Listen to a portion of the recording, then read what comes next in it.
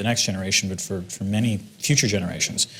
The third thing, though, is more of a process thing, and this is where Obama's legacy crucially depends on who wins in November, which is in his sort of battles with Congress, increasingly you've seen Obama, the president, use the executive branch and bypass Congress to get what he wants on a whole variety of things, whether it's the Iran deal or the opening to Cuba or the climate change agreement.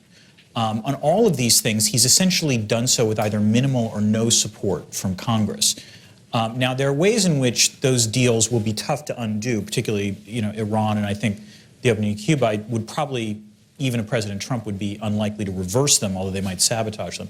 But it does suggest the degree to which the next president might wield an awesome degree of power because essentially Obama, rather than trying to diffuse the sort of degree of executive action the Bush administration has taken, has if anything doubled down on the ability of the executive to act in a way that doesn't necessarily really show that much concern for Congress. Now, to be fair, if you ask who started it, Congress has been somewhat obstreperous on a variety of these issues. So I think this wasn't necessarily the president's first move, but it was his last move.